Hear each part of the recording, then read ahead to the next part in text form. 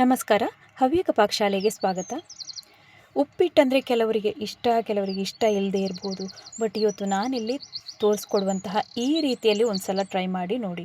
ಬಾಯಲ್ಲಿಟ್ಟರೆ ಹಾಗೇ ಕರಗೋಗುತ್ತೆ, ಅಷ್ಟು ಚೆನ್ನಾಗಿ ಬಂದಿರುತ್ತೆ. ತುಂಬ ಸ್ಪೆಷಲಾಗಿ ಮಾಡಿರುವಂತಹ ಈ ರೀತಿಯಾದಂತಹ ಉಪ್ಪಿಟ್ಟನ್ನು ಹೇಗೆ ಮಾಡೋದು ಅಂತ ನೋಡ್ಕೊಂಡು ಬರೋಣ. ನಾನಿಲ್ಲಿ ಮೊದಲಿಗೆ ಕೆಲವೊಂದು ತರಕಾರಿಗಳನ್ನು ಹೆಚ್ಕೊಳ್ತಾ ಇದ್ದೀನಿ. ಒಂದು ಮೀಡಿಯಮ್ ಸೈಜಿನ ಈರುಳ್ಳಿಯನ್ನು ಸಣ್ಣದಾಗಿ ಕಟ್ ಮಾಡ್ಕೊಳ್ಳೋಣ. ನಂತರ ಒಂದು ಕ್ಯಾರೆಟನ್ನು ಇಲ್ಲಿ ತಗೊಂಡಿದ್ದೀನಿ, ಅದನ್ನು ಸಹ ಹಾಗೆಯೇ ತುಂಬ ಸಣ್ಣಕ್ಕಾಗಿ ಹೆಚ್ಕೊಳ್ಳೋಣ. ಮತ್ತು ಇಲ್ಲಿ ನಿಮಗೆ ಯಾವ ತರಕಾರಿ ಬೇಕೋ ಅವೆಲ್ಲವನ್ನು ಹಾಕ್ಕೊಳ್ಬೋದು. ನಿಮಗೆ ಕ್ಯಾಪ್ಸಿಕಮ್ ಇಷ್ಟ ಇತ್ತು ಅಂತಂದರೆ ಕ್ಯಾಪ್ಸಿಕಮನ್ನು ಒಂದು ಅರ್ಧ ಭಾಗದಷ್ಟು ಹಾಕಿ ಅಷ್ಟು ಹಾಕಿದರೆ ಸಾಕಾಗುತ್ತೆ. ನಂತರ ಇಲ್ಲಿ ನಾನು ಹೆಚ್ಕೊಳ್ತಾ ಇರುವಂಥದ್ದು ಬೀನ್ಸನ್ನು ತೊಗೊಂಡಿದ್ದೀನಿ, ಮತ್ತೊಂದು ಸ್ವಲ್ಪ ಹಸಿರು ಮೆಣಸಿನ್ಕಾಯನ್ನು ಹೆಚ್ಕೊಂಡಿದ್ದೀನಿ. ಇವಿಷ್ಟು ಸಾಕಾಗುತ್ತೆ. ನೀವು ಬೇಕಿದ್ದರೆ ಅದೇ ಜಾಸ್ತಿ ಮತ್ತೆ ಹಾಕ್ಕೊಳ್ಬೋದು. ಆಲೂಗೆಡ್ಡೆಯನ್ನು ಸಹ ಹಾಕ್ಕೊಳ್ಬೋದು. ಈಗ ನಂತರ ಒಂದು ಬಾಣಲಿಯನ್ನು ಸ್ಟವ್ ಮೇಲೆ ಇಟ್ಕೊಂಡಿದ್ದೀನಿ. ನಂತರ 1 ಟೇಬಲ್ ಚಮಚ ಆಗುವಷ್ಟು ಎಣ್ಣೆಯನ್ನು ಹಾಕ್ಕೊಂಡು ಅದರಲ್ಲಿ ಈರುಳ್ಳಿಯನ್ನು ಈಗ ಫ್ರೈ ಮಾಡ್ಕೊಳ್ಳೋಣ. ಮೊದಲಿಗೆ ನಾವು ಈ ಕೆಲಸವನ್ನು ಮಾಡ್ಕೊಳ್ಬೇಕು. ತರಕಾರಿಯನ್ನೆಲ್ಲ ಸಪ್ರೇಟಾಗಿ ಬೇಯಿಸ್ಕೊಳ್ಬೇಕು. ಆವಾಗ ಏನಾಗುತ್ತೆ ಅಂತಂದರೆ ಚೆನ್ನಾಗಿ ಬೇಯುತ್ತೆ ಅಂತ. ಈಗ ಈರುಳ್ಳಿ ಒಂದು ಸ್ವಲ್ಪ ಹಸಿ ವಾಸನೆ ಹೋಗೋ ತನಕ ಬಾಡಿಸ್ಕೊಳ್ತೀನಿ. ನಂತರ ನಾವಿದಕ್ಕೆ ಸಣ್ಣದಾಗಿ ಹೆಚ್ಕೊಂಡಿರುವಂತಹ ಕ್ಯಾರೆಟನ್ನು ಹಾಕ್ಕೊಳ್ಬೇಕು. ಅದರ ಜೊತೆಗೇ ಬೀನ್ಸನ್ನು ಕೂಡ ಹಾಕ್ಕೊಳ್ತೀನಿ. ಬೀನ್ಸ್ ಮತ್ತು ಕ್ಯಾರೆಟು ಸಮ ಪ್ರಮಾಣದಲ್ಲಿ ತೊಗೊಂಡಿದ್ದೀನಿ. ಒಂದು ಸ್ವಲ್ಪನೇ ಹಾಕಿದ್ರೆ ಸಾಕಾಗುತ್ತೆ. ಈಗ ಇವಿಷ್ಟು ಮೂರನ್ನು ಸಹ ಹಾಕಿ ನಾನು ಚೆನ್ನಾಗಿ ಫ್ರೈ ಮಾಡ್ಕೊಳ್ತೀನಿ. ಈಗ ಅದರೊಟ್ಟಿಗೆ ನೀವು ಬಾಕಿ ಎಲ್ಲ ಏನಾದರೂ ತರಕಾರಿ, ಆಲೂಗೆಡ್ಡೆ, ಕ್ಯಾಪ್ಸಿಕಮ್ ಇದ್ರೂ ಸಹ ಒಟ್ಟಿಗೆ ಹಾಕ್ಕೊಳ್ಬೇಕು. ಈಗ ನಾನಿಲ್ಲಿ ಸ್ವಲ್ಪ ರುಚಿಗೆ ಒಂದು ಚೂರು ಉಪ್ಪನ್ನು ಸೇರಿಸ್ಕೊಂಡಿದ್ದೀನಿ. ಈಗ ಉಪ್ಪನ್ನು ಸರಿಯಾಗಿ ಮಿಕ್ಸ್ ಮಾಡಿ ಆದ ನಂತರ ಲಿಡ್ಡನ್ನು ಕ್ಲೋಸ್ ಮಾಡಿ ಒಂದು ಸ್ವಲ್ಪ ಹೊತ್ತು ಹಾಗೇ ಬೇಯಲಿ. ನಂತರ ಈಗ ಇನ್ನೊಂದು ಕಡೆ ಸ್ಟವ್ವಲ್ಲಿ ನಾನೊಂದು ದೊಡ್ಡ ಬಾಣಲಿಯನ್ನು ಇಟ್ಕೊಂಡು ಅದಕ್ಕೆ 2 ಸ್ಪೂನ್ ಆಗುವಷ್ಟು ತುಪ್ಪವನ್ನು ಹಾಕ್ಕೊಳ್ತಾ ಇದ್ದೀನಿ.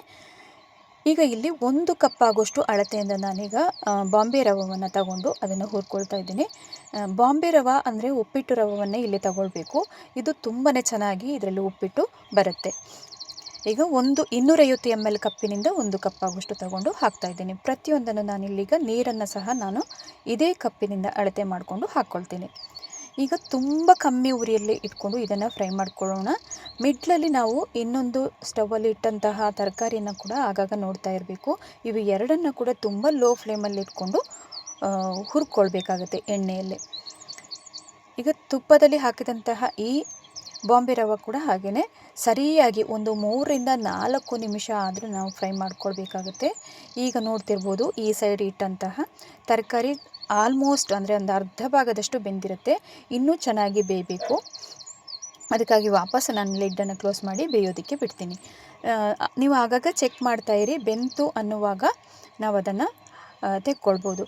ಈಗ ಈ ಸೈಡ್ ನಾನೀಗ ಬಾಂಬೆ ರವೆಯನ್ನು ಫ್ರೈ ಮಾಡ್ಕೊಂಡಿದ್ದೀನಿ. ಚೆನ್ನಾಗಿ ಫ್ರೈ ಆಗಿದೆ ಇದು. ನಂತರ ಒಂದು ಬಟ್ಲಿಗೆ ಹಾಕಿ ತೆಗೆದಿಡೋಣ. ಇನ್ನೀಗ ಅದೇ ಬಾಣಲಿಯನ್ನು ಇಟ್ಕೊಂಡು ಅದಕ್ಕೆ ವಾಪಸ್ ನಾನೀಗ ಒಂದು 2 ರಿಂದ 3 ಟೇಬಲ್ ಚಮಚ ಆಗುವಷ್ಟು ಎಣ್ಣೆಯನ್ನು ಹಾಕ್ಕೊಂಡಿದ್ದೀನಿ. ನಂತರ ಇದಕ್ಕೆ ನೆಲಗಡಲೆ ಅಥವಾ ಶೇಂಗಾವನ್ನು ಹಾಕ್ಕೊಂಡು ಚೆನ್ನಾಗಿ ಇದನ್ನು ಹುರ್ಕೊಳ್ಬೇಕು. ಇವೆಲ್ಲವನ್ನು ಸಹ ನಾವು ಲೋ ಫ್ಲೇಮಲ್ಲಿ ಇಟ್ಕೊಂಡು ಫ್ರೈ ಮಾಡ್ಕೊಳ್ಳೋಣ. ಈ ಶೇಂಗಾ ತುಂಬ ಅಂದರೆ ನಮಗೆ ಬ್ರೌನ್ ಕಲರಿಗೆ ಟರ್ನ್ ಆಗಬೇಕು, ಅಲ್ಲಿ ತನಕ ಹುರ್ಕೊಳ್ಬೇಕಾಗತ್ತೆ. ನಂತರ ಇದಕ್ಕೆ ಒಂದು ಸ್ವಲ್ಪ ಗೋಡಂಬಿಯನ್ನು ಸಹ ಒಟ್ಟಿಗೆ ಹಾಕ್ಕೊಳ್ತೀನಿ. ಅಂದರೆ ಗೋಡಂಬಿ ಹುರ್ಕೊಳ್ಳೋದಕ್ಕೆ ನಮಗೆ ಟೈಮ್ ಜಾಸ್ತಿ ಬೇಕಾಗೋದಿಲ್ಲ. ಈಗ ನಾನು ಶೇಂಗಾದ ಒಟ್ಟಿಗೆ ಅದನ್ನು ಹಾಕ್ತೀನಿ. ಲಾಸ್ಟಲ್ಲಿ ಹಾಕಿದರೆ ಸಾಕಾಗತ್ತೆ. ಈಗ ಶೇಂಗಾವನ್ನು ಚೆನ್ನಾಗಿ ಹುರ್ಕೊಂಡಿದ್ದೀನಿ. ನಂತರ ಕೊನೆಯಲ್ಲಿ ಈಗ ನಾನು ಗೋಡಂಬಿಯನ್ನು ಒಂದು ಸ್ವಲ್ಪ ಹಾಕಿ ಫ್ರೈ ಮಾಡ್ತೀನಿ. ಅದನ್ನು ಸಹ ಈಗ ಇವಿಷ್ಟು ಚೆನ್ನಾಗಿ ಫ್ರೈ ಆಗಬೇಕು. ನಂತರ ತೆಗೆದು ಒಂದು ಸಪ್ರೇಟಾಗಿ ತಟ್ಟೆಯಲ್ಲಿ ಎತ್ತಿಡಬೇಕು. ಇದನ್ನು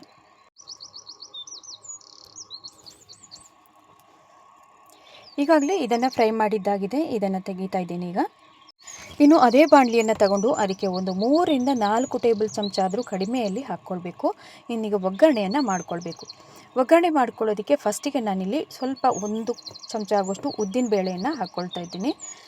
ಆಮೇಲೆ ಇದಕ್ಕೆ ಸ್ವಲ್ಪ ಸಾಸಿವೆಯನ್ನು ಹಾಕ್ಕೊಳ್ಬೇಕು. ಕೆಲವರು ಕಡಲೆಬೇಳೆ ಇಷ್ಟಪಡೋರು ಅದನ್ನು ಸಹ ಹಾಕ್ಕೊಳ್ಬೋದು.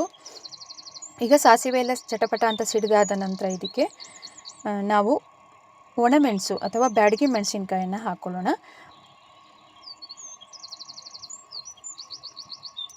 ನಂತರ ಇದಕ್ಕೆ ಒಂದು ಸ್ವಲ್ಪ ಕರಿಬೇವನ್ನು ಹಾಕ್ತಾಯಿದ್ದೀನಿ ಇಲ್ಲಿ.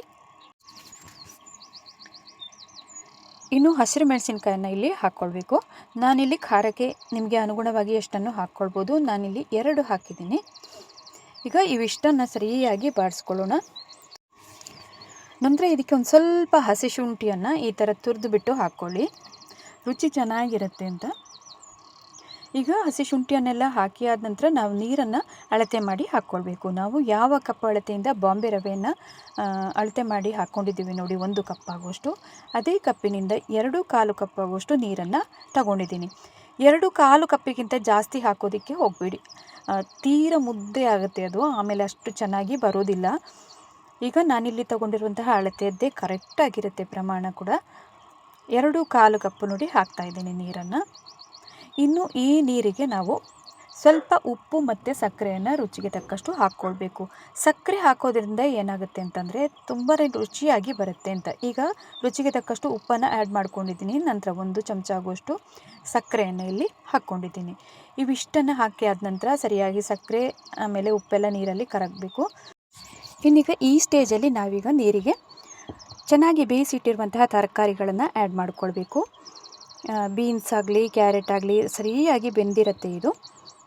ಈಗ ಹಾಕಿ ಆದ ನಂತರ ನೋಡಿ ಚೆನ್ನಾಗಿ ಕುದಿ ಬರ್ತಾ ಇದೆ. ಈ ಕುದಿ ಬರುವಂತಹ ಹಂತದಲ್ಲಿ ನಾವೀಗ ಚೆನ್ನಾಗಿ ತುಪ್ಪದಲ್ಲಿ ಹುರಿದಿರುವಂತಹ ಬಾಂಬೆ ರವೆಯನ್ನು ಈಗ ಹಾಕ್ಕೊಳ್ಬೇಕು. ಹಾಕುವಾಗಲೂ ಅಷ್ಟೇ ಉರಿಯನ್ನು ತುಂಬ ಕಮ್ಮಿ ಉರಿಗೆ ಇಟ್ಕೊಳ್ಳಿ. ಮತ್ತು ಒಂದು ಕೈಯಿಂದ ನೋಡಿ ಈ ಥರ ಸ್ವಲ್ಪನೇ ಹಾಕ್ತಾ ಬಂದು ಇನ್ನೊಂದು ಕೈಯಿಂದ ಸೌಟಿಂದ ಹೀಗೆ ತಿರುಗಿಸ್ತಾನೆ ಇರಿ. ಒಮ್ಮೆಲೆ ಹಾಕೋದಕ್ಕೆ ಹೋಗಬೇಡಿ, ತೀರ ಗಂಟಾಗಿ ಫುಲ್ಲು ಉಪ್ಪಿಟ್ಟೆಲ್ಲ ಹಾಳಾಗೋಗುತ್ತೆ, ಮತ್ತು ನಮಗೆ ಏನು ಮಾಡೋದಕ್ಕೂ ಬರೋದಿಲ್ಲ. ಈಗ ನೋಡಿ ಇನ್ನು 1 ನಿಮಿಷದ ಕಾಲ ಹೀಗೆ ತಿರುಗಿಸ್ತಾನೆ ಇರಿ. ಆವಾಗ ನಾವು ಹಾಕಿರುವಂಥ ಈ ಎಣ್ಣೆಯ ಅಂಶ ಎಲ್ಲ ಚೆನ್ನಾಗಿ ಮಿಕ್ಸ್ ಆಗಬೇಕು. ಉಪ್ಮಾ ಇನ್ನೂ ಟೇಸ್ಟಿಯಾಗಿ ಬರೋದಕ್ಕೆ ಹೆಲ್ಪ್ ಆಗುತ್ತೆ. ಈಗ ನೋಡ್ಬೋದು ನಾನು ಕೂಡ ಹಾಗೆಯೇ 1 ನಿಮಿಷದ ಕಾಲ ಹೀಗೆ ತಿರುಗಿಸ್ತಾನೆ ಇದ್ದೀನಿ. ಮತ್ತು ನಾವು ಲಿಡ್ಡನ್ನು ಕ್ಲೋಸ್ ಮಾಡಿ ತುಂಬ ಕಮ್ಮಿ ಉರಿಯಲ್ಲೇ ಇಟ್ಕೊಂಡು 1 ರಿಂದ 2 ನಿಮಿಷ ಬೆಂದರೆ ಸಾಕಾಗುತ್ತೆ. ತೀರ ನಾವು ಜಾಸ್ತಿ ಬೇಯಿಸೋದು ಅವಶ್ಯಕತೆ ಇಲ್ಲ. ಈಗಾಗಲೇ ಹುರ್ಕೊಂಡಿದ್ದೀವಲ್ಲ ಚೆನ್ನಾಗಿ, ಆವಾಗಲೇ ಅರ್ಧ ಅಂಶ ಬೆಂದಿರುತ್ತೆ. ಬಟ್ ನೀರಲ್ಲಿ ಹಾಕಿದ ನಂತರ ಬೇಯೋದು ಬೇರೆಯೇ ಇರುತ್ತೆ. ಈಗ ನೋಡಿ 1 ನಿಮಿಷದ ಕಾಲ ಮಿಕ್ಸ್ ಮಾಡಿದ ನಂತರ ದಪ್ಪಗಾಯಿತು ನೋಡಿ, ಚೆನ್ನಾಗಿ 1/4 ಅಂಶ ಬೆಂದ ಹಾಗೆ ಆಯಿತು. ನಂತರ ಈಗ ಮುಚ್ಚಳವನ್ನು ಮುಚ್ಚಿ 1 ರಿಂದ 2 ನಿಮಿಷಗಳ ಕಾಲ ಬೇಯಿಸೋಣ. ಈಗ ನೋಡಿ ಸರಿಯಾಗಿ ಬೆಂದ ನಂತರ ತೋರಿಸ್ತಾ ಇದ್ದೀನಿ. ಇಷ್ಟಾದರೆ ಸಾಕಾಗುತ್ತೆ. ಬಾಂಬೆ ರವೆ ಎಲ್ಲ ಜಾಸ್ತಿ ಬೇಯಿಸೋದು ಅವಶ್ಯಕತೆ ಇಲ್ಲ, ಇಷ್ಟೇ ಬೇಯೋದದು. ಇನ್ನು ಕೊನೆಯಲ್ಲಿ ನಾವು ಇದಕ್ಕೆ ಹಾಕುವಂಥದ್ದು ನಾವಾಗಲೇ ಹುರಿದಿಟ್ಟಂತಹ ಶೇಂಗಾ ಮತ್ತು ಗೋಡಂಬಿಯನ್ನು ಹಾಕ್ಕೊಳ್ಳುವಂಥದ್ದು. ಮತ್ತು ನಾವಿದಕ್ಕೆ ಸ್ವಲ್ಪ ಕೊನೆಯಲ್ಲಿ ನಿಂಬೆಹಣ್ಣಿನ ರಸ ಮತ್ತು ಕೊತ್ತಂಬರಿ ಸೊಪ್ಪನ್ನು ಉದುರಿಸಿದರೆ ಸೂಪರ್ ಆದಂತಹ ಉಪ್ಮಾ ಕೂಡ ವಿಶೇಷವಾಗಿ ಮಾಡಿದಂಥದ್ದು ರೆಡಿಯಾಗುತ್ತೆ. ನೀವು ಮನೆಯಲ್ಲಿ ಇದನ್ನು ಟ್ರೈ ಮಾಡಿ ನೋಡಲೇಬೇಕು. ಯಾರೆಲ್ಲ ಬಾಂಬೆ ರವದಿಂದ ಉಪ್ಪಿಟ್ಟನ್ನು ಅಷ್ಟು ಇಷ್ಟಪಡಲ್ಲ ನೋಡಿ, ಅಂಥವರಿಗೆ ಈ ಥರದಲ್ಲೇ ಮಾಡಿಕೊಡಿ, ತುಂಬಾ ಚೆನ್ನಾಗಿ ತಿನ್ಬೋದು, ಅಷ್ಟೇ ರುಚಿಯಾಗಿರುತ್ತೆ ಕೂಡ. ಮತ್ತು ಸಕ್ಕರೆಯನ್ನು ಹಾಕೋದನ್ನು ಮಿಸ್ ಮಾಡದೆ ಹಾಕ್ಕೊಳ್ಳಿ. ಈಗ ನೋಡಿ ಚೆನ್ನಾಗೊಮ್ಮೆ ಮಿಕ್ಸ್ ಮಾಡ್ಕೊಂಡಿದ್ದೀನಿ. ಈ ಹಂತದಲ್ಲಿ ಹುರಿದಿರುವಂತಹ ಶೇಂಗಾ ಮತ್ತು ಗೋಡಂಬಿಯನ್ನು ಹಾಕ್ಕೊಳ್ತಾ ಇದ್ದೀನಿ. ನಂತರ ಈಗ ಸ್ವಲ್ಪ ಸಣ್ಣದಾಗಿ ಕಟ್ ಮಾಡಿದಂತಹ ಕೊತ್ತಂಬರಿ ಸೊಪ್ಪನ್ನು ಇಲ್ಲಿ ಹಾಕ್ತಾ ಇದ್ದೀನಿ. ಕೊತ್ತಂಬರಿ ಸೊಪ್ಪನ್ನು ಹಾಕಿ ಆದ ನಂತರ ಒಮ್ಮೆ ಚೆನ್ನಾಗಿ ಮಿಕ್ಸ್ ಮಾಡ್ಕೊಳ್ಳೋಣ. ಮತ್ತು ಕೊನೆಯಲ್ಲಿ ನಿಂಬೆಹಣ್ಣಿನ ರಸವನ್ನು ಹಾಕಿದರೆ ಸೂಪರ್ ಆದಂತಹ ಉಪ್ಪಿಟ್ಟು ಕೂಡ ರೆಡಿಯಾಗುತ್ತೆ.